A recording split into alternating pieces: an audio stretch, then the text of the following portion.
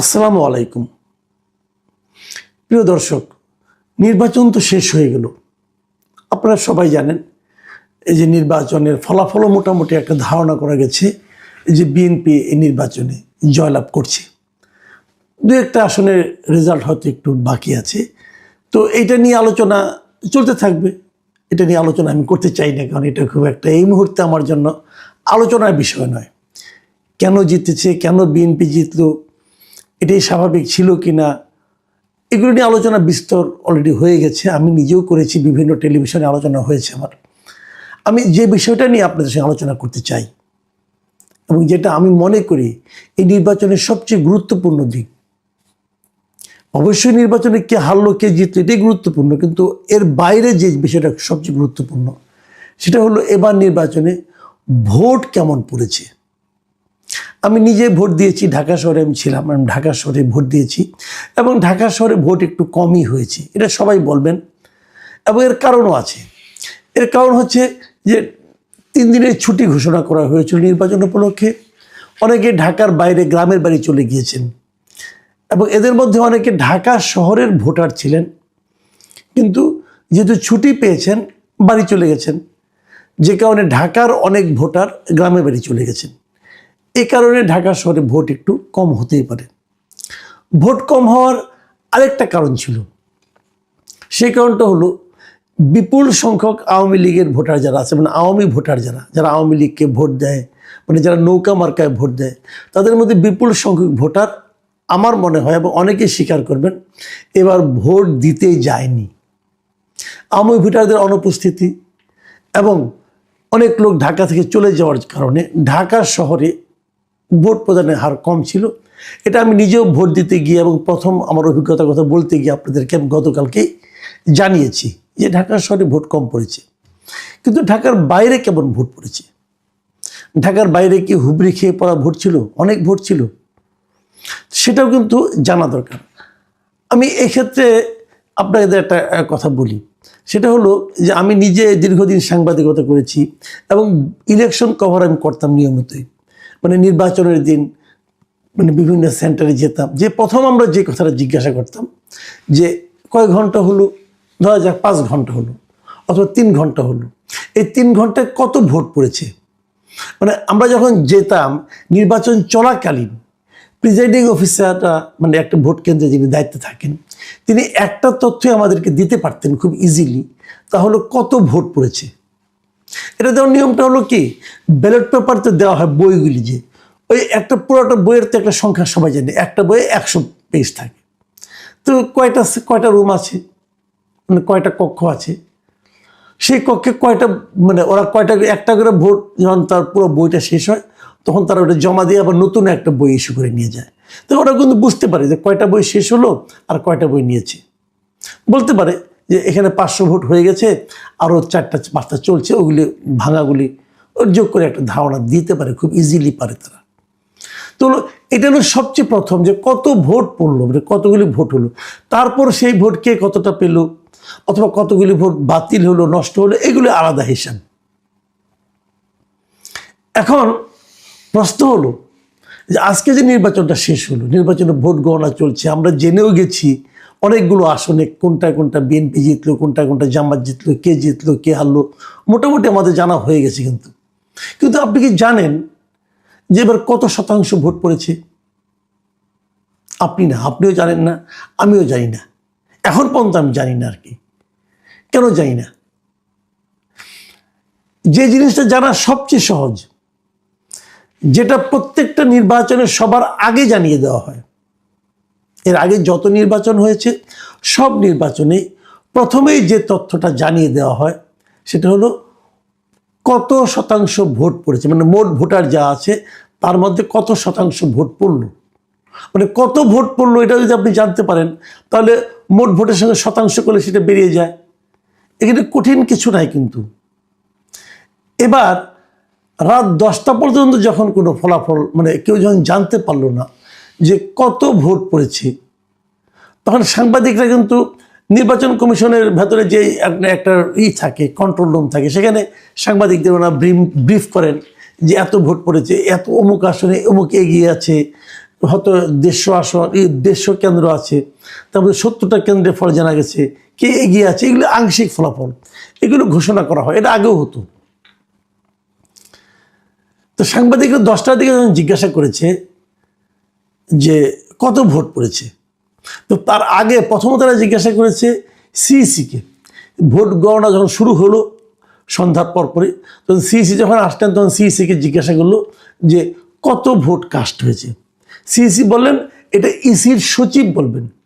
ঠিক আছে, তারপর সচিব এই আংশিক ফল প্রকাশ করা শুরু করলো।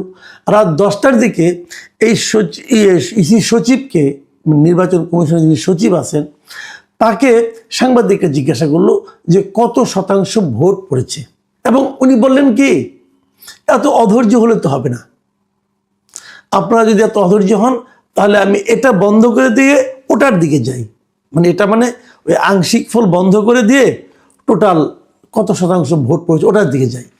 বুঝেন, উনি বিরক্ত। এই বিরক্তির ভিত্তিটা কি? উনি তো বিরক্ত হতে পারেন না, কারণ ওনার কাছে থেকে সহজ প্রশ্ন করা হয়েছে। এবং তখন উনি আবার এটা বললেন যে কত শতাংশ ভোট পাওয়া গেছে এটা বলা হবে 299টা আসনের ভোট কাউন্ট করার পরে, মানে সবগুলি আসনের ভোট কাউন্ট করা হবে, সবগুলি বিজয়ী ঘোষণা করা হবে, তারপর বলা হবে যে মোট কত শতাংশ ভোট পড়েছে। এটা ওনার বক্তব্য সাংবাদিকদের কাছে। কিন্তু আমার প্রশ্ন হলো যে সবগুলি আসনের ফলাফল জানানোর পর আপনাকে কেন মোট ভোটের কথা বলতে হবে? কারণটা কি? এই প্রশ্নের জবাবটা কিন্তু আমি এখনো জানি না। দেখেন, মোট ভোট জানাটা কেমন সহজ। প্রিজাইডিং অফিসার টোটাল ভোটের হিসাব দিবেন, ওনার কাছে কতগুলি ব্যালট পেপার গিয়েছে, কতগুলি ব্যালট পেপার ইউজ হয়েছে। এটা তো 4টার সময় যদি 4:30 পর্যন্ত ভোট হয়ে থাকে, 10 মিনিটের মধ্যে ওনার পক্ষে বের করা সম্ভব ওনার এই কেন্দ্রে কত ভোট পড়েছে। এবং প্রিজাইডিং অফিসাররা এটা দিয়ে দিবেন সহকারী রিটার্নিং অফিসারের কাছে। এটাতে এখন মুহূর্তের মধ্যেই আপনার মেসেজ দিয়ে মেল করে আপনি পাঠাতে পারেন। সহকারী রিটার্নিং অফিসার যিনি থাকবেন, মানে সাধারণত উপজেলা যিনি ইউএনও হন আর কি, উনি এটা সঙ্গে সঙ্গে পাঠিয়ে দেবেন রিটার্নিং অফিসারের কাছে, মানে জেলা প্রশাসকের কাছে। রিটার্নিং অফিসার পাঠিয়ে দেবেন নির্বাচন কমিশন সচিবালয়ে। এই পুরো কাজটা করতে 15 থেকে 20 মিনিটের বেশি সময় লাগার কোনোই কারণ নাই। তার মানে 6টার মানে 4:30 ভোট শেষ হয়ে গেছে, বড় জোর 5টা, ধরলাম 6টার মধ্যেই জানিয়ে দেওয়া সম্ভব যে কত ভোট পড়েছে। সেটা জানানো হলো না কেন? কেন রাত 10টার সময় তারা জানাতে পারছেন না, এবং তারা অল্প অল্প করে জানাচ্ছেন? যতটুকু জানতে পেরেছি আমরা এই পর্যন্ত, প্রথমে দুপুর 12টার সময় জানিয়েছেন যে 32.88% ভোট পড়েছে। কিভাবে জানালেন? আমি যেভাবে বললাম ওভাবেই জানিয়েছেন। তো তখনও ভোট শেষ হয় নাই, কাজে ওভাবেই জানাতে হবে। 2টার সময় জানালেন যে 47.91% ভোট পড়েছে। দেখেন, মাত্র 2 ঘন্টার মধ্যে কিন্তু 32 থেকে 47% হয়ে গেল, মানে 15% ভোট পড়ল। আপনারা মাথায় রাখেন মোট ভোটার কত ছিল এবার মোট ভোটারের সংখ্যা ছিল 12,77,00,000, মানে প্রায় 13 কোটি। এই 13 কোটি ভোটারের মধ্যে মাত্র 2 ঘন্টার মধ্যে 15% ভোট কিন্তু বলা গেল। 15% মানে প্রায় 1.5 কোটি ভোট, 1.5 কোটিরও বেশি, প্রায় 1,70,00,000 ভোট কিন্তু তারা মাত্র 2 ঘন্টার মধ্যে বেড়ে গেল। কিন্তু যাক, এগুলি নানা রকম সন্দেহের কথা বলার জন্য আমি বললাম। কিন্তু সেটা যেটাই হোক, সংখ্যা যাই পারুক, আমার কোনো আপত্তি নেই। কিন্তু আপনি কেন 6টার মধ্যে পুরো ভোট কত পড়েছে সেটা বলতে পারছেন না? এখন যখন আপনি না বলছেন, এবং এটা একদম মানে এ ধরনের উদাহরণ আগে কখনো হয়নি, এবারই প্রথম তারা ভোটের মানে কত ভোট পড়েছে, মানে কাস্টিং ভোটের পার্সেন্টেজটা তারা জানাচ্ছেন না কেন? এবার আরেকটা কাজ কিন্তু প্রথম হয়েছে, সেটা হলো গণভোটটা এবার প্রথম হয়েছে। এভাবে একই সঙ্গে 2টো ভোট এই প্রথম হয়েছে। সমস্যাটা হলো ওই জায়গাটাতে যে আপনি গণভোটে কত ভোট দেখাবেন, সেটা কি কারণ? কারণ আপনি যদি দেখান যে ভোট কাস্ট হয়েছে, যাই হোক ধরা গেল 50%, অথবা 50% মানে 6 কোটি ভোট কাস্ট হয়েছে, তাহলে আপনি গণভোটেও 6 কোটি ভোট হয়েছে, কারণ একজনকে তো 2টো করে ব্যালট পেপার দিয়েছেন আপনি। তো গণভোটে কত পার্সেন্ট আপনি দেখাবেন, এটা নিয়ে কি আপনারা গবেষণা করছেন? আপনারা কি প্রমাণ করতে চাচ্ছেন যে গণভোট মানে পুরো দেশের কত লোকে ভোট দিল? যদি অর্ধেকের কম লোক ভোট দেয়, তাহলে তো লোকে বলবে যে গণভোট মানে কি পুরো দেশের জনগণের মতামত। তো অর্ধেকের কম লোক যদি ভোট দেয়, আর যদি সেখান থেকেও যদি আপনি 70% পান, ধরা যাক কথার কথা, ধরা যাক অর্ধেক কম লোক ভোট দিলে 6 কোটি লোক ভোট দিল, আর 6 কোটিও যদি 70% হয়, তাহলে সেটা আরো কমে গেল 4 কোটির মতো হলো। তাহলে এই 12 কোটি ভোটারের মধ্যে যদি 4 কোটি লোক ভোট দেয়, তার যদি হাফ ভোট করতে, এইভাবে যদি আপনি হিসাব করেন না, তাহলে এক পর্যায়ে প্রশ্ন উঠতে পারে যে আপনাদের সংবিধান সংশোধন করলেন, এটা তো পুরো দেশের রিপ্রেজেন্টেশন হলো না। এই ভয়ের কারণেই কি এরা ভোটের হারটা কম করে দেখাচ্ছে না? তারা মানে কি তারা হা না ভোট গুনে এক পর্যায়ে যে কত পার্সেন্ট ভোট দেখালে পরে হা ভোটের সংখ্যা 50%-এর বেশি হয়, তারা কি এই হিসেবের দিকে যাচ্ছে? এই জন্যই কি ভোটটা কমিয়ে দেখাচ্ছে, এবারে ভোটের পুরো ভোটের সংখ্যাটা জানাচ্ছে না? এই ধরনের প্রশ্ন কিন্তু আসতো না, আসছে ওই কারণেই যে বিলম্ব, অপ্রয়োজনীয় অযৌক্তিক যে বিলম্ব, তার কারণে। এখন এখানে সবচেয়ে বাঁচার উপায় হলো বলা যে ওনারা আসলে অভিজ্ঞ না, তো এই জন্য বলতে পারছেন না, কিন্তু সেটাও তো ধোপে টেকে না, কারণ তাদেরকে সাংবাদিকরা বারবার বলেছে আপনার ভোটের মানে কাস্টিংয়ের হারটা বলেন, তারা বলেনি। প্রিয় দর্শক, আপনারা এগুলো নিয়ে ভাবুন। আমি একটা সম্ভাবনার কথা বললাম, এই সম্ভাবনা যদি থাকে, এমনিতে হা না ভোট নিয়ে নানা ধরনের বিতর্ক, লোকে বুঝতেও পারছে না কেন হা কেন না, তার মধ্যে যদি কনস্টিটিউশনাল এটা কোনো সময় হওয়া উচিত না। এবং যেভাবে গণভোটটি ডিফাইন করা হয়েছে হ্যাঁ না এর ব্যাপারে 4টি প্রশ্ন, একটা হ্যাঁ না, সো এইটা একটি ইললজিক্যাল জিনিস হয়েছে সেখানে। আমি 4টার মধ্যে তো কাউকে হ্যাঁ দিতে পারি না দিতে পারি, যাই হোক হোয়াট এভার দ্য কেস। তারপরেও কিন্তু দেখেন অ্যাটলিস্ট 30% হ্যাভ সেড নো। আপনি এটাকে ফেলে দিতে পারেন না। 30% এখন যেটা আসতেছে ফলাফল, about 30% পিপল নাতে ভোট দিয়েছে। কাজেই এইখানে বলা যাবে না যে সবাই হ্যাঁ চেয়েছে, ওইটা সবাই চেয়েছে। এক তো স্বচ্ছ ছিল না রেফারেন্ডাম, কোনোভাবেই স্বচ্ছ ছিল না। তারপরে 30% যে রেজাল্টে তারা অ্যানাউন্স করছে সেখানে 30% আছে। আমার ডাউট আছে যে অ্যাকচুয়ালি কি সিচুয়েশন আছে। কাজে রেফারেন্ডাম ইজ ইললিগাল, এইটাকে আমি নাম্বার 1। নাম্বার 2, আপনি যে কথাটা বিএনপির ব্যাপারে বলেছেন, আমি প্রথমেই আপনার মাধ্যমে মুবারকবাদ দিতে চাই বিএনপিকে, যে তারা এত বড় 2/3 মেজরিটি নিয়ে এসেছেন। এবং এই 2/3 মেজরিটি নিয়ে আসার অর্থ হচ্ছে যে এই কান্দে, বিএনপির কান্দে কিন্তু রেসপন্সিবিলিটি অনেক বেড়ে গেল। কেন বেড়ে গেল? নাম্বার 1, আমাদের ইকোনমির অবস্থা ধ্বংস হয়ে, আমাদের ব্যাংকিং সেক্টর নাই, আমাদের স্টক মার্কেট নাই, এইগুলি ওনাদেরকে ঠিক করতে হবে। ফরেন মিনিস্ট্রি আমাদের যেটা হবে, এই ফরেন মিনিস্ট্রি দেখেন ইজ এক্সট্রিমলি ইম্পর্টেন্ট। বাংলাদেশে কিন্তু 2বার শুধু আমরা ভালো ফরেন মিনিস্টার্স পেয়েছি।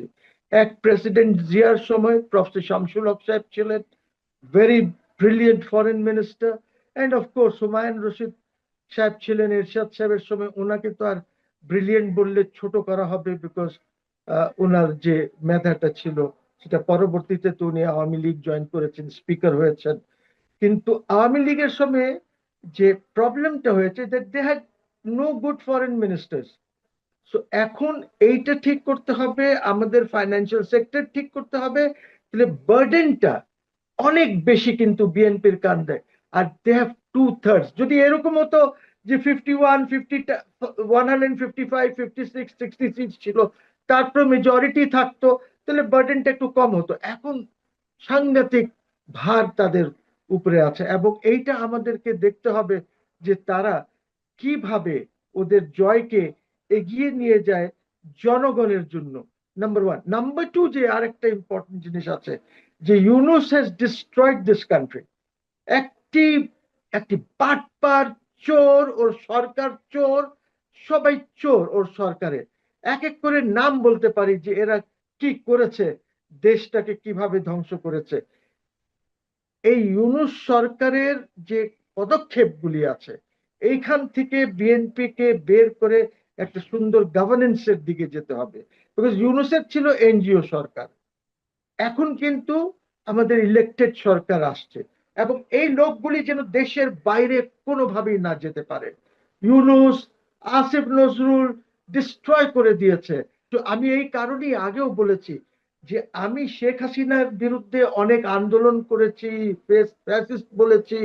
এখন আমি এই সরকার আসার পর যেটা হয়েছে, ইউনূস সরকার, এরা তো ওর চেয়ে বড় ফ্যাসিস্ট, ওর চেয়ে বড় লুটেরা আর চোর সবগুলি বসানো হয়েছে। এবং আমি আশা করব যে বিএনপি গভর্নমেন্ট এটা দেখবে যেন ওদের বিরুদ্ধে ইনকোয়ারি হয়, ওদের বিরুদ্ধে ইনভেস্টিগেশন করতে হবে, এবং অ্যাকাউন্টেবিলিটি আনতে হবে, ট্রান্সপারেন্ট অ্যাকাউন্টেবিলিটি। যেমনটি আমি বলি, ইউনূস সাহেব নিজেই, উনি যা করেছেন সবাই জানে। লামিয়া মোর্শেদ, তার জামাই এই এলএনজি মেলেনজি নিয়ে এগুলি করেছে। তারপরে Rizwana and her husband, Asif Nazrul, তারপরে আপনার লুৎফে সিদ্দিকী, আশিক চৌধুরী, তারপরে আপনার শফিকুল আলম, তারপরে আরো কয়েকটা আছে। এদের সবাই বিরুদ্ধে যেন একটি একদম ট্রান্সপারেন্ট ইনকোয়ারি আর ইনভেস্টিগেশন করে এবং পাবলিককে জানিয়ে দিতে হবে যে এরা কি করেছে। নোবেল নোবেল নোবেল বলে সে কিভাবে দেশটাকে আগাগোড়া ধ্বংস করেছে। তো আমাদেরকে, বিএনপি কে এই ট্রান্সপারেন্সি এবং অ্যাকাউন্টেবিলিটি ওদের নিয়ে আসতে হবে জনগণের সামনে। সেটা যদি না করে, তাহলে এইটার দায় দায়িত্ব তখন বিএনপি বহন করবে। এখানে কোনো প্রেমের কথা না, এখানে 18 কোটি লোকের ব্যাপার আছে। তো আমি আশা করব, আমি শুধু মোবারকবাদ দিই না, আমি আশা করব যে এরা গুড গভর্নেন্স আনবে দেশে, এরা ট্রান্সপারেন্ট গভর্নমেন্ট হবে এদের, এবং জনগণের সাথে সম্পৃক্ত থাকবে তারা, জনগণের প্রশ্নগুলি উত্তর দেবে। নট লাইক ইউনূস, যে প্রেস কনফারেন্সই করে না, বিদেশে যায় প্রেসিডেন্টের সাথে দেখা করে না। আপনার তো দরকার নেই who is the president, Presidency is important, মানে একদম প্রত্যেকটা জিনিসকে ধ্বংস করেছে, এবং বলে যে আমি কনস্টিটিউশনের আওতায় দেশটি পরিচালনা করছি। তো আমাদেরকে এইসব জিনিসগুলি এখন দেখতে হবে। এখন তো পিপলস গভর্নমেন্ট, এখন তো আর ইন্টারিম না যে কোনো ছেলেরা ওই যে এনসিপি ওরা এনে বসিয়ে দিয়েছে। So we have to be very careful, এবং আমাদের অনেক আশা ভরসা আছে যে ঐক্য আসবে দেশে, এবং যে বড় গোষ্ঠীটাকে বাইরে রাখা হয়েছে ওদেরকেও এইটার মধ্যে মেইন স্ট্রিমে নিয়ে আসতে হবে, যেন আমরা আগের দিনে আরো ভালো ভোট করতে পারি। আরেকটা জিনিস বলবো এখানে, যে ভোট ভালো হয়েছে, স্পন্টেনিয়াস হয়েছে, কিন্তু কেন হয়েছে? হয়েছে এই কারণে, because army was very active with magisterial powers. আমাদের সিকিউরিটি এজেন্সিস গুলি কোনো ধানাই ফানাই করতে পারে নাই, ব্যালট বক্সে দু এক জায়গায় নিয়ে পালাতে চেষ্টা করেছে, তারা ধরেছে। But that does not mean যে একদম খুব সুষ্ঠুভাবে নির্বাচন নো, অনেক কিছু তো চ্যালেঞ্জ গুলিতে আসে নাই। আমরা যেগুলি ফোনে বা এইভাবে খবর পাচ্ছিলাম, অনেক জায়গায় অনেক ঝামেলা ও হয়েছে, বাট নানদালেস নির্বাচন হয়েছে, আমরা মুক্তি পেয়েছি এই ইউনূস ফ্যাসিস্টের থেকে, এই চোরের থেকে, এই চোরের দলের থেকে আমরা মুক্তি পেয়েছি। এই জন্য কিন্তু আপনি আল্লাহর অনেক শুকরিয়া।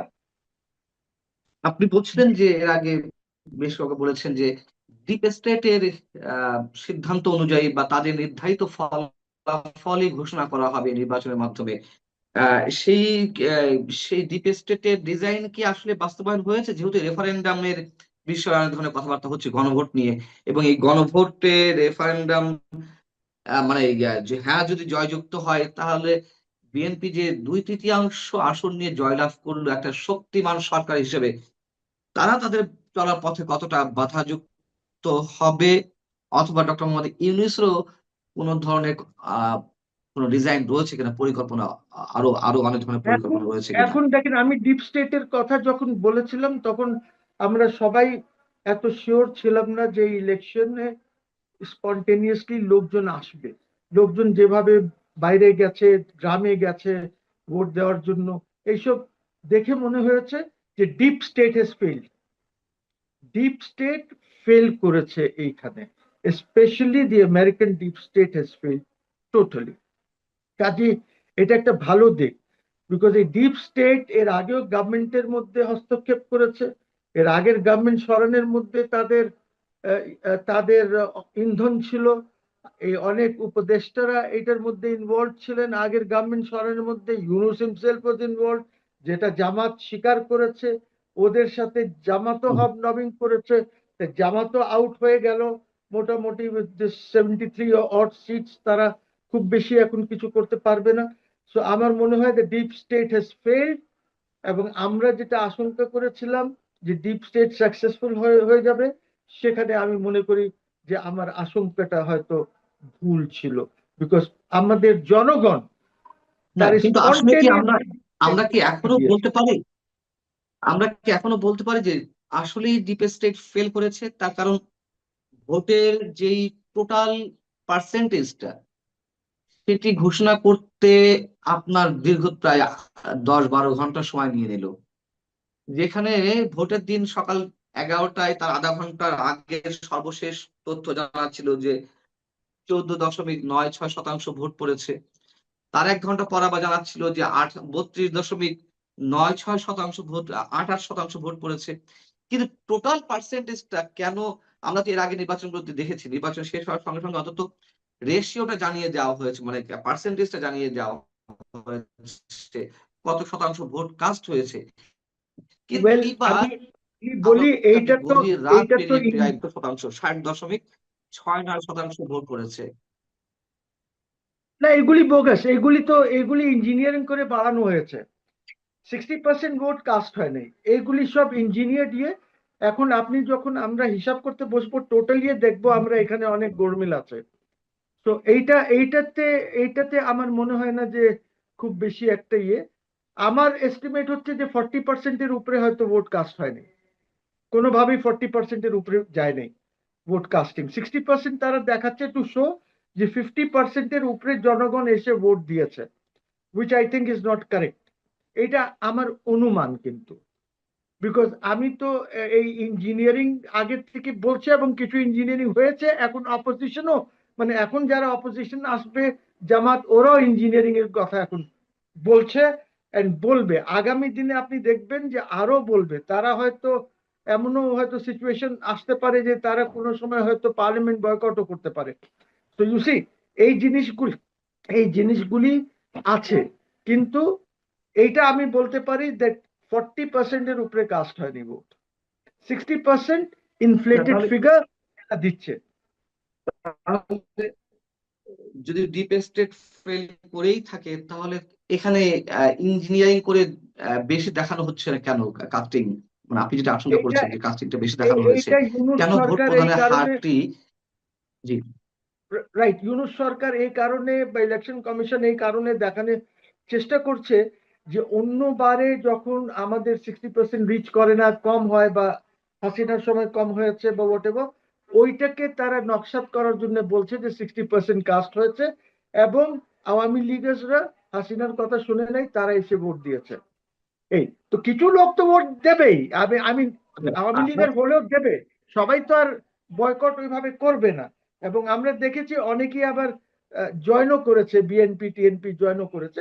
খুব কম, খুব কম, যেটা টোটালি ইনসিগনিফিকেন্ট, যেটা হয়তো 0.01 বা এরকম পার্সেন্ট হবে যারা শিফট করেছে লয়্যালটিস তাদের।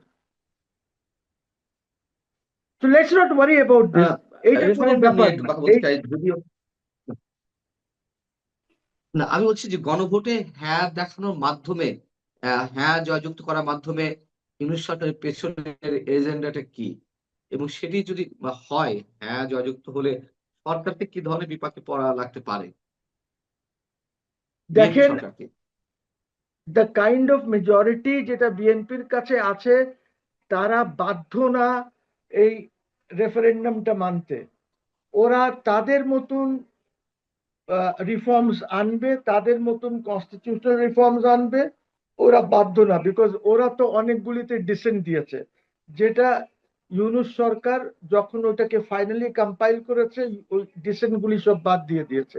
জামাতেরও কিছু ডিসেন্ট ছিল, সব বাদ। So this is now irrelevant with this 2/3 majority. এখন এইটা টোটালি ইররেলিভেন্ট হয়ে গেছে। গণ গণ ভোট যেটা বা রেফারেন্ডাম যেটা, এইটা নিয়ে আর আমি কিছু চিন্তা করছি না, বিকজ আমার মনে হয় না যে এটার কোনো রেলিভেন্স আছে। এইটা করতে চেয়েছিল ডিপ স্টেট, কিন্তু দিস ইজ ফেইল্ড।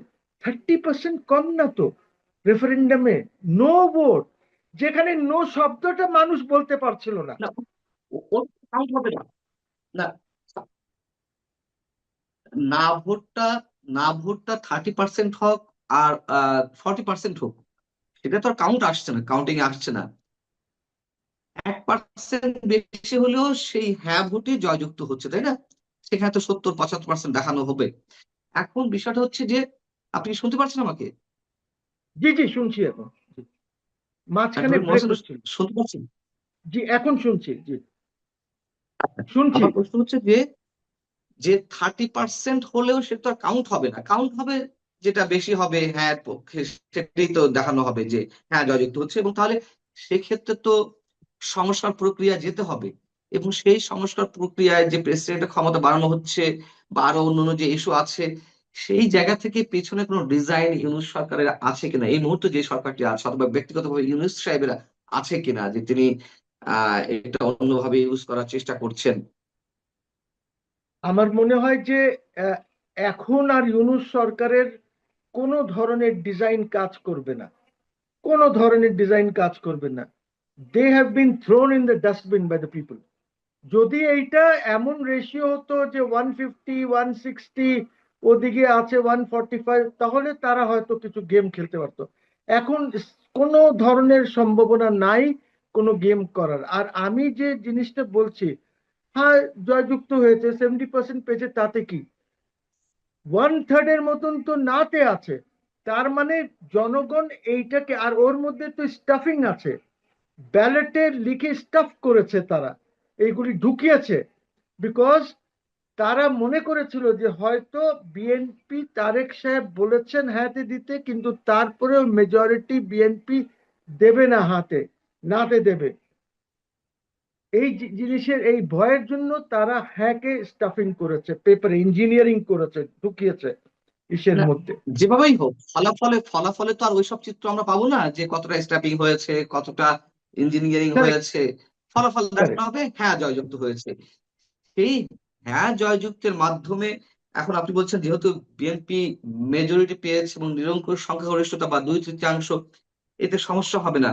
কিন্তু এটা তো একটা বাধ্যবাধকতা চলে আসছে, রেফারেন্ডাম তো পাশ হয়ে যাচ্ছে, এবং সেটা অটোমেটিক্যালি 180 দিনের মধ্যে সংস্কার প্রক্রিয়া সম্পন্ন করতে হবে। এদিক থেকে কি আর কোন ধরনের আশঙ্কা আছে যে বিএনপি সরকার না, আসলে শক্তিশালী হয়ে এইটা নিজস্ব এই চিন্তাধারা নিয়ে এইটার এগোতে কোনো পারবে না? ম্যান্ডেট না। This is not a mandate. এইটা কনস্টিটিউশনে নাই। তারা একটা আইন করেছে, অর্ডিন্যান্স। ওই ordinance will be placed in parliament. এই অর্ডিন্যান্সটাকে তো তারা নাও পাস করতে পারে। আপনি যখন ফার্স্ট সিটিং এ প্লেস করবেন, তো এই রেফারেন্ডামের অর্ডিন্যান্স তো রিজেক্ট হয়ে যেতে পারে বাই 2/3 মেজরিটি। এই জন্য আমি এইটার কোনো সিগনিফিকেন্সই দেখছি না। ইট ইজ এ ডকুমেন্ট, যে ডকুমেন্টটা সামনে থাকবে। ওইখান থেকে যদি কিছু ভালো জিনিস আসে বা ওর মধ্যে কিছু চেঞ্জেস করে তারা যদি কিছু করতে চায়, করবে। এটা না, absolutely up to the people. আমি এই রেফারেন্ডামকে এক মুহূর্তের জন্য লেজিটিমেসি দিতে রাজি না। What ever the result, what ever the result, এটা যদি 100%ও হতে হয়, তারপরে আমি লেজিটিমেসি দিতে রাজি না। বিকজ 2/3 মেজরিটি নিয়ে তারা এসেছে এবং এই 2/3 মেজরিটি নিয়ে তারা কনস্টিটিউশন এমেন্ড করতে পারে। এইটা এখন আমাদের ওই ইলিনয়ের প্রফেসরের কথা আর ওদের এই অনৈক্য বা ঐক্য কমিশনের কথায় কাজ চলবে না। এখন পিপল হ্যাভ স্পোকেন, এখন ঐক্য হবে দেশের মধ্যে। যাদেরকে বাইরে রাখা হয়েছে তারা ইনশাল্লাহ এখন একটা ঐক্যর মাধ্যমে দেশ পরিচালিত হবে। হয়তো আগামী ইলেকশনে যারা বাইরে আছে আজকে তারা হয়তো ইলেকশনে পার্টিসিপেট করবে। দেখি না কি হয়, দেখি না। আমি আশাবাদী যে তাহলে আপনি বলতে চাচ্ছেন রেফারেন্ডাম যে will have no influence on the government, যত কথাই বলেন। তাহলে আপনি বলতে চাচ্ছেন যে ডক্টর ইউনূস সরকারকেও খুব সহজেই ক্ষমতা হস্তান্তর করে, ডক্টর ইউনূস ইউনূসকেও সরকারের মোটামুটি ফাইনালি বিদায় নিতে হচ্ছে সব ধরনের প্রক্রিয়া থেকে। ইউনূস সরকারের কোন ধরনের স্পেস নাই এখন, কোন ধরনের কনস্পিরেসি করার সুযোগ নাই। ওনার যা কনস্পিরেসি করার ছিল, উনি লন্ডনে পিআর ফার্মের মাধ্যমে উনি কনস্পিরেসি করেছেন আগের গভর্নমেন্টের বিরুদ্ধে। এখন আর ওনাকে জনগণ চিনে গেছে, ওনাকে আন্তর্জাতিক কমিউনিটিও চিনে গেছে that what a terrible administrator he was. কাজেই কোনো স্কোপ নাই আর। এইবার let us hope for the best. আশা করি এই সরকার এই দেশ আর জাতিকে গুড গভর্নেন্স দেবে এবং যে ধরনের প্রয়োজন কনস্টিটিউশনে এমেন্ডমেন্ট, ওই এমেন্ডমেন্টস গুলি তারা হয়তো করবে ইনশাল্লাহ, এবং এটার মধ্যে একটি ব্যালেন্স আনার চেষ্টা করবে এই কনস্টিটিউশনে।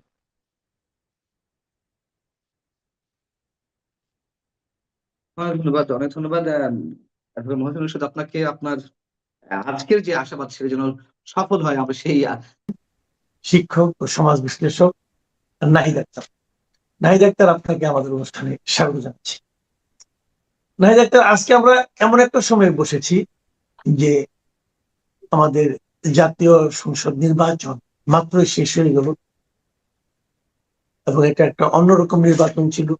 কারণ এই নির্বাচনে একই সঙ্গে আমরা একটা গণভোটেও আমাদেরকে ভোট দিতে হয়েছে এবং ভোটের ফল এর মধ্যে আপনি পেয়ে গেছেন। তো এই যে ফল, এই যে ভোট, আপনি নিজে ভোট দিয়েছেন কিনা আমি জানি না, এই যে ঘটনাগুলো ঘটেছে, আমরা কালকে নিজেরা ভোট দিতে গিয়েছি, আমরা আমরা আমরা স্বামী স্ত্রী দুজনেই গিয়েছি বাইরে ভোট দিতে, এবং আমরা সেখানে ভোটের একটা পরিবেশ দেখেছি। তো আমি যা দেখেছি সেটা আমি আমার চ্যানেলে বলেছি, কিন্তু আপনার অভিমত গুলো আমি জানতে চাই। আপনার কাছে আমার প্রশ্ন কয়েকটা। প্রথমত প্রশ্ন হলো, অনেক বছর পর একটা ভোট হলো যেখানে নাকি সাধারণ মানুষ নিঃসংকোচ চিত্তে ভোট দিতে পেরেছে, এবং আমার ধারণা তারা যে ভোট দিয়েছে তার প্রতিফলনও তারা রেজাল্টে দেখতে পেয়েছে। এই যে ঘটনাটা, এই ঘটনাটা আপনার জন্য কতটুকু মানে গুরুত্ব বহন করে, এই ভোট দিতে পারাটা এবং ভোটের রেজাল্ট পাওয়াটা? আপনাকে ধন্যবাদ আর অন্য মঞ্চের দর্শকদেরকে শুভেচ্ছা। আসলে অনেক বছর পরে একটা পার্টিসিপেটরি নির্বাচন হয়েছে। ব্যাপারটা আমাদের জন্য অনেক আশার আসলে। এছাড়া হচ্ছে আমরা দেখেছি এবং শুনেছিও, এই যে মানে কিছুক্ষণ আগে আমার আম, এক ভাবির সাথেও কথা হচ্ছিল যে বিভিন্ন কেন্দ্রে কেন্দ্রে ঘুরে দেখেছে, দেখা হয়েছে যে খুব সুন্দরভাবে সুশৃঙ্খলভাবে নির্বাচনটা হয়েছে। এরকম নির্বাচন আসলে অনেক বছর হয়নি, এবং আম, আমি খুব একটা দেখিনি যে খুব ডিসস্যাটিসফাইড কোনো আশেপাশের কোনো মানুষের কোনো মন্তব্য কোন একেবারেই মানে ডিসস্যাটিসফ্যাক্টরি দেখিনি। সবাই খুবই স্যাটিসফাইড, এবং আম, এটা হচ্ছে আর কি নির্বাচনের অবস্থা। এছাড়া এক মানে এই নির্বাচনের সব থেকে উল্লেখযোগ্য যে বিষয়টা, যেটা আমার কাছে আহ যুগান্তকারী লেগেছে, ভালো লেগেছে যে সেটাই না, সেটা হচ্ছে আইন শৃঙ্খলা পরিস্থিতির আহ একটা অদ্ভুত নিয়ন্ত্রণ দেখেছি আমরা। হ্যাঁ, তো আমরা বাংলাদেশকে কিন্তু সবসময়ই, বিশেষ করে আমরা যারা বিদেশে থাকি, আমরা কিন্তু বাংলাদেশের ল অ্যান্ড এনফোর্সমেন্টের উপরে খুব আনহ্যাপি থাকি, এবং বাংলাদেশে কোনো সময় আইনের প্রয়োগ নেই। তারপরে আমরা বিগত যে এই যে 18 মাসে ভীষণভাবে মব সহিংসতা বা যে যেখানে পেরেছে সহিংসতা করেছে, আইনের প্রয়োগ মানে এনফোর্সমেন্ট কোথাও দেখিনি। কিন্তু গতকালকে বাংলাদেশ প্রমাণ করে দিয়েছে যে তারা যদি চায় তাহলে তারা সুশৃঙ্খলভাবে যে কোনো সিচুয়েশনকে, মানে নির্বাচনের মতো এত জটিল একটা অঙ্ক, যেটাতে মানে যে কোনো ভয়াবহ ধরনের দুর্ঘটনা ঘটতে পারতো, বিগত দিনে অনেক দেখেছি, আমরা ছোটবেলা থেকে দেখেছি।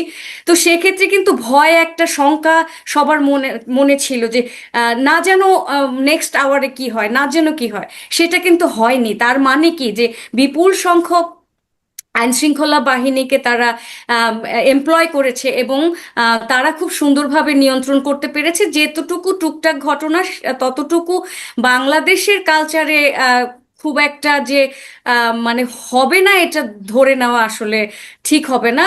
যদিও কোনো রকমের অঘটন কে আমি আর কি রোমান্টিসাইজ করছি না, কিন্তু অনেক ভালো হয়েছে।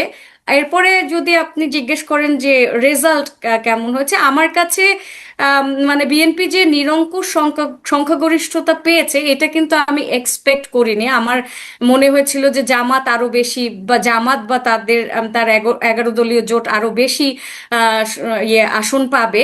যেভাবে তার আগের দিনও, মানে নির্বাচনের আগের দিন রাতেও যেরকম টাকা পয়সার লেনদেন, বা অনেকের কাছে টাকা পয়সা দেখেছি, মানে সোশ্যাল মিডিয়াতে ছয় লাভ হয়ে গেছিল, একটা ভয় কিন্তু ছিল। তো সেই হিসেবে দেখলে আপনি মানে আমি যেটা ব্যক্তিগতভাবে দেখেছি, যে ওই রেজাল্টটা অনেক আর কি সারপ্রাইজিং ছিল, যে একেবারে এতগুলি 250 ভোট, মানে 200-র অধিক যে ভোট পাবে, এটা আসলে আমি আশা আসন করিনি। পাবে।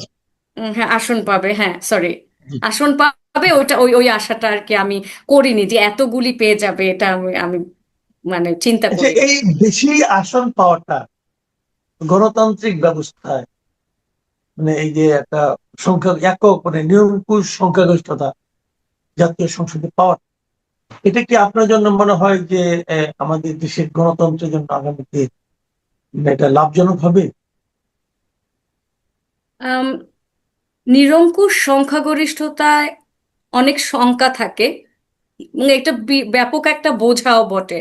বিএনপির উপরে এক্সপেকটেশন আনলিমিটেড ভাবে বেড়ে যাবে। যেমন বিগত যে সরকার, আমাদের যে এই ইন্টারিম গভর্নমেন্ট ছিল, তারা যখন এসেছিল, একটা সরকারের পতন হয়েছে 17 বছর পরে, তারপরে তাদের উপরে আশা ছিল অসীম। এবং সেটা তারপরেও কিন্তু জনগণ জানতো যে এটা একটা ইন্টারিম সরকার, এবং তারা সবকিছু পূরণ করার জন্য আসেনি। সেক্ষেত্রে বিএনপি যেভাবে এসেছে, বা তারেক রহমান যে প্রমিসগুলি করেছেন ওনার ম্যানিফেস্টোতে, বা উনি আসার পর থেকে উনি যা যা বলেছেন, যে সমস্ত সংস্কার করবেন, বা যে সমস্ত উন্নয়ন দেশের করবেন, সেখানে তাদের বোঝা তো অনেক বেশি বেড়ে যায়। অ্যাট দ্য সেম টাইম আপনি দেশের অর্থনীতির অবস্থা তো জানেন, বিপুল পরিমাণে ঋণের বোঝা নিয়ে বা এই সরকার বসবে, বিপুল পরিমাণে ঋণের বোঝা নিয়ে বসবে, ভঙ্গুর একটা অর্থনৈতিক অবস্থা, ভঙ্গুর ইনভেস্টমেন্ট, সব জায়গায় ইনভেস্টমেন্টের তো একেবারে ধ্বংস হয়ে গেছে। তারপরে মানে জব সেক্টরে মারাত্মক ক্রাইসিস আছে, দারিদ্রতা বৃদ্ধি পেয়েছে। আমার কত শতাংশ আমি এই মুহূর্তে ভুলে গেছি, মানে ব্যাপকভাবে বেড়েছে। মানে অর্থনৈতিক টানাপোড়েন, মানুষের ক্রয় ক্ষমতা, সবকিছু যেখানে একেবারে ধ্বংসের মুখে, এরকম একটা ধ্বংসাবশেষের ভেতরে বিপুল সংখ্যক আসন নিয়ে বসা কিন্তু ফার্স্ট অফ অল একটা বোঝা। তারপরে একটা জিনিস আমরা যেটাকে পলিটিক্যালি অ্যানালাইজ করা যায়, যে এত পরিমাণে যখন তারা মানে আসন পেয়েছে, তার মানে কি তাদের ফ্যাসিস্ট হয়ে ওঠার কোনো চান্স থাকে কিনা, যেটা বাংলাদেশের সবাই বলা বলি করেছে বিগত দিনে, যে বিএনপি যদি অধিক ভোট পায়, যেটা জামাত বারবার বলেছে যে অধিক ভোট পেলে তারাও ফ্যাসিস্ট হয়ে উঠবে। তো এখন এর মানে কিন্তু এই নয় যে বেশি ভোট পেলেই বা বেশি আসন পেলেই যে জেনুইনলি ফ্যাসিস্ট হয়ে উঠতেই হবে, সেটা সেটা কিন্তু একেবারেই মানে হলফ করে বলাও যায় না। কারণ তারেক রহমান কিন্তু বিগত সরকারের পতন দেখেছেন, একটা ডিকটেটরিয়াল গভর্নমেন্টের পতন হয়েছে। অ্যাট দ্য সেম টাইম তার সামনে বিগত দিনের তাদের 2001 থেকে 2006-এর যে দুর্নাম, বদনামের বোঝা, সেটাও তার ঘাড়ে আছে। এবং তিনি ইংল্যান্ডে দীর্ঘ 17 বছর থেকে ওখান থেকে অনেক কিছু শিখেও এসেছেন। এবং তার বক্তব্য, এখন BNP is not all about Tarique Rahman alone, we know that, যে উনি হয়তো অনেক ডিফারেন্টলি দেখছি আমরা, যে এই আগের যে তারেক রহমান আর বর্তমান তারেক রহমান, এই দুজনার ক্যারেক্টারিস্টিক সম্পূর্ণ ডিফারেন্ট, তারা ডিফারেন্টলি অ্যাপিয়ার হয়েছে। যেমন আজকে সকালে উনি বলেছে যে বিরোধী দলের প্রতি যাতে সহিংস না হয়, সহিংস আচরণ না করে। ঢাকা শহর, আমি এইমাত্র বাইরে থেকে আসলাম, একদম ঠান্ডা, কোনো জায়গায় কোনো মানে চিল্লাচিল্লি হুড়োহুড়ি, বোম ফাটছে না, মানে বিকট শব্দে গান হচ্ছে না, বা সেই যে সেলিব্রেশনটা উনি বন্ধ রেখেছেন। তো অল টুগেদার ওনার একটা ভিশন আছে, he has a plan and they have a plan. এখন ওনার যে যারা কিনা জয়ী হয়েছেন, এরা তো সবাই মিলে একটা মন্ত্রী পরিষদ গঠন হবে এবং সবাই মিলে পার্লামেন্টে যাবে। তার মানে সবাই কি কোঅপারেট করবে, সবাই কি একই রকম বিহেভ করবে, দুর্নীতি কি করবে কিনা এর আগের মতো? তো দুর্নীতিটা কিভাবে কন্ট্রোল করবে? যেমন বিএনপির নামে কিন্তু ঢালাওভাবে বদনাম হয়ে গেছে যে চাঁদাবাজি করে। তো এই যে এটাও কি মাঠ পর্যায়ে ব্যাপকভাবে কন্ট্রোল করা যাবে কিনা, বা সেইটা কন্ট্রোলটা সে কিভাবে করবে, সেই ব্যাপারটা আছে। অ্যাট দ্য সেম টাইম জামাতের যে ব্যাপক চ্যালেঞ্জ, বা এনসিপি, তাদের এগেনস্টে যারা থাকবে, তারা এখন অনেক শক্তিশালী, তাদের হাতে কিন্তু ধর্মের হাতিয়ার আছে। তো ওই হাতিয়ারের একটা জিনিস এগেনস্টে। একটা জিনিস আমি বলি যে গত বেশ কয়েকদিন ধরে আমরা দেখছিলাম যে দেশের জন্য প্রধান আলোচনার বিষয় ছিল যে নারীদের বিষয়গুলো ছিল, যে নারীদের কর্মঘণ্টা, নারীদের জীবনযাপন কি হবে, নারীরা কি বাইরে একা বেরোতে পারবে কিনা, নারীদের পর্দার মাত্রাটা কোন পর্যায়ে দাঁড়াবে, এগুলো নিয়ে কিন্তু আলোচনা হচ্ছিল। এবং সে আলোচনা কিছুটা জামাত করছিল, কিছুটা জামাতের যারা বিরোধিতা করে তারাও করছিল। অনেকের মধ্যে, অনেক নারীর মধ্যে এটা নিয়ে আমি উদ্বেগ দেখেছি, উৎকণ্ঠাও দেখেছি। তো আপনার কি মনে হয় যে সেই উদ্বেগ উৎকণ্ঠার কিছুটা হলেও মানে অবসান হয়েছে অথবা কমেছে? আমি একজন নারী হিসেবে বলতে পারি, আমার মাথা থেকে একটা বোঝা যেন নেমে গেল। আমার মনে হয়েছিল যে মানে যদি জামাত উইন করে, তাহলে জামাত নিজে যতখানি না সহিংস হবে, সাথে সাথে তো সহিংস হওয়া সম্ভব না, বা আসার সাথে সাথে তাদের দ্বারা ফুল রেস্ট্রিকশন দিয়ে দেওয়া সম্ভব না, সবাইকে ধরে ধরে বোরকা হিজাব পরিয়ে দেওয়া সম্ভব না, সময় লাগবে। কিন্তু তাদের যে বট বাহিনী আছে, তাদের বট বাহিনীর আমি নিজে ব্যক্তিগতভাবে খুব বড় একটা ভিকটিম। কারণ আমি ফ্যামিনিস্ট মুভমেন্ট বলতে একটা পেজ চালাই। তো আমার কি মনে হয়েছিল জানেন, যে যদি জামাত আসে, যখন টিভিতে দেখছিলাম যে শুরুতে দেখাচ্ছিল জামাত অনেক ইয়ে পাচ্ছিল আর কি, আপনার ভোটিংটা অনেক ভালো ভোট পাচ্ছিল, তখন আমার ভয় লেগেছিল। আমার মনে হচ্ছিল যে ওনারা যদি আসে, তাহলে আমার এই যে পেজ, না পেজের কার্যক্রম, হ্যাঁ, নারীবাদী আন্দোলন, এটা আমার ডিলিট করে দিতে হবে। ইভেন আমার মেয়েও আমাকে বলেছে, মা তুমি ওটাকে ডিসেবল করে দাও। আমার ফেসবুকে যে আমি লেখালেখি করি বা সোশ্যাল মিডিয়াতে লেখালেখি করি, সেগুলোও বন্ধ হয়ে যেত। এটা আমার ব্যক্তিগত যে আর কি অভিজ্ঞতা, আমি যেটা সহ্য, ইভেন আজকেও আমি পোস্ট যে কয়টা দিয়েছি, সেখানেও বটবাহিনীর আক্রমণ আছে, কিন্তু আক্রমণটা একটু কমে গেছে। আপনি জানেন, কালকের পরে মানে আমার পেজে বা আমার সোশ্যাল মিডিয়াতে হাহা রিয়েক্ট এবং গালিগালাজ আপনার 98% কমে গেছে। আমি একদম স্ট্যাটিস্টিক আপনাকে দেখিয়ে দিতে পারবো, হাহা রিয়েক্ট এবং গালি, অকথ্য ভাষায় গালি, যেটা আমি। তো এখন এই ভয়ঙ্কর রকমের একটা রিলিফ পেয়েছে কারণ আপনি দেখবেন জাইমা রহমান উনি কিন্তু নারীদের সাথে এক ধরনের গণসংযোগ করেছেন, এবং ওনার ভাষা এবং ওনাদের যে নারী বিষয়ক যে ওনাদের যে সমস্ত ডিসিশন ওনারা মেক করেছে, যে নারীরা কিভাবে একটা ভালো অবস্থানে যাবে। তো অল টুগেদার আমি মনে করব বাংলাদেশের নারীদের জন্য এইটা একটা বড় ধরনের রিলিফ, এই ব্যাপারে কোনো সন্দেহ নেই। আপনি একটা কথা বললেন যে আপনি ধারণা করেছিলেন যে বিএনপি হয়তো 200 কম পাবে আসন, মানে একক নিরঙ্কুশ সংখ্যাগরিষ্ঠতা নাও পেতে পারে, কিন্তু তারা পেয়ে গেল। কারণ পেলেও তো ভোটে আপনি আপনার কি মনে হয়, আপনি যে ভোটগুলির কথা ভেবেছিলেন তার বাইরেও কি এই 2 দিনে বিশেষ কোনো কোনো গোষ্ঠীর ভোট তারা অতিরিক্ত পেয়েছে? যেমন অনেকে আমাকে বলছে যে তারা নাকি হিন্দু ভোটগুলো একচেটিয়া পেয়েছে, এটা বলছে। আবার অনেকে এটাও বলছে যে ওই হেফাজতে ইসলামের আমির যিনি, উনি মাঝখানে বলেছিলেন যে জামাতকে ভোট দেওয়াটা হারাম হবে। এই সমস্ত ইসলামী যারা ধর্মগুরু আছেন তাদের এই সমস্ত বক্তব্যেও প্রকৃত ইসলাম পন্থী যারা আছেন তাদের মধ্যেও একটা মানে চিন্তার উদ্রেক হয়েছে। আপনি কি মনে করেন এই দুটো বিষয় বিএনপির অতিরিক্ত ভোট পাওয়ার ক্ষেত্রে কোনো ভূমিকা রেখেছে? জি, আমার মনে হয় দুটো বিষয়ই অনেক বড় ভূমিকা রেখেছে। হেফাজতের যে আমির, উনি যখন বক্তব্যটা দিয়েছেন এবং উনি বলেছেন যে ওরা জামাত ইসলাম বিরোধী, এটা গণমানুষের মনে একটা প্রভাব ফেলতে পারে, এটা নাকচ করে দেওয়ার কোনো কারণ নেই, এটা অবশ্যই সাইকোলজিক্যাল একটা মানে শিফট হবে সাধারণ মানুষের, এবং ওনাদের ভোটগুলি হয়তো পেতে পারে এবং সাইকোলজিক্যাল একটা শিফটিং হবে। অ্যাট দ্য সেম টাইম হচ্ছে এক আওয়ামী লীগের প্রচুর ভোট পেয়েছে, হিন্দুদের ভোট পেয়েছে। আমি আওয়ামী লীগের ভোট পেয়েছে এটা কিভাবে আমি বলতে পারি, আমি আপনাকে বলছি। আমার যারা পরিচিত মানুষ আছে সোশ্যাল মিডিয়াতে, যেদিন তারেক রহমান বললেন যে মানে তাকে যখন জিজ্ঞেস করা হলো, ওটা মনে হয় আল জাজিরার, তাই না? তো জিজ্ঞেস করা হলো যে আপনি আম, মানে আওয়ামী লীগের যে আওয়ামী লীগ যদি ফিরে আসে, তখন উনি বললেন না যে যদি জনগণ চায় তাহলে তার ছেলেমেয়েরা আসলে তার কোনো সমস্যা নেই। এইটার পরে সোশ্যাল মিডিয়াতে আমি প্রচুর পোস্ট দেখেছি যেখানে যে তারেক রহমানের কে ধন্যবাদ জানিয়ে বা সাধুবাদ জানিয়ে প্রচুর পোস্ট আমি সোশ্যাল মিডিয়াতে দেখেছি। যেহেতু আমার পেজ আছে, যার কারণে আমি একটু ডিফারেন্টলি দেখতে পাই। যেমন আপনার একটা পেজ আছে কথা, আপনি তো ওখানে দেখেন যে রিয়াকশন কে কি বলছে।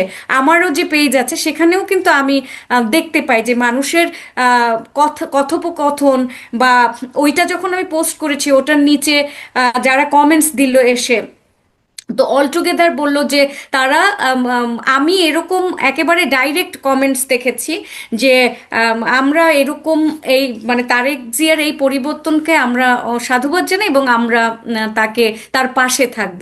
তো ওইখান থেকেও কিন্তু কিছু পার্সেন্টেজ ভোট কিন্তু সে পেয়েছে, এবং হিন্দুরাও কিছু ভোট দিয়েছে।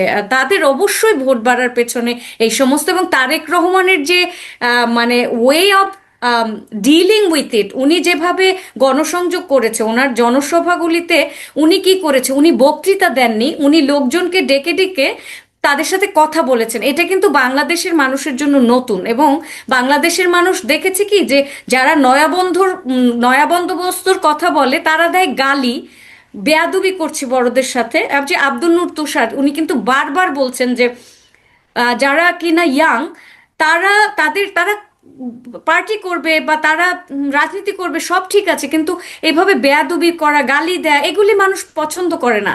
কিন্তু তারেক রহমানের সেখানে একটা ওই যে নয়া বন্দোবস্তের যে ধারণাটা মূলত উনি নিয়ে এসছেন। উনি যেভাবে বললেন, যেভাবে মানুষের সাথে কথা কথা বললেন, ওই কথা মানুষের মনে কিন্তু মারাত্মকভাবে পজিটিভ একটা প্রভাব ফেলেছে বলে আমার মনে হয়। জি, অনেক ধন্যবাদ, অনেক ধন্যবাদ নাহিদ আক্তার। আসলে আমার আরো কিছু প্রশ্ন ছিল, কিন্তু সেগুলো আমরা এখন করতে চাই না। যেমন আমি হয়তো জানতে চাইতাম যে নির্বাচনের পর ক্ষমতা কিভাবে হস্তান্তর হবে, অথবা ক্ষমতা পাওয়ার পর তারেক রহমানের জন্য প্রথম চ্যালেঞ্জ কোনটা হবে, দেশ কিভাবে চালাবেন, এগুলো নিয়ে আমরা পরবর্তী সময়ে আরো একদিন কথা বলবো। কিন্তু আজকে আমরা মানে নির্বাচনে তাদের যে ইমিডিয়েট যে ফলটা, এই ফলটা নিয়ে আমরা কথা বললাম। আপনাকে অনেক ধন্যবাদ।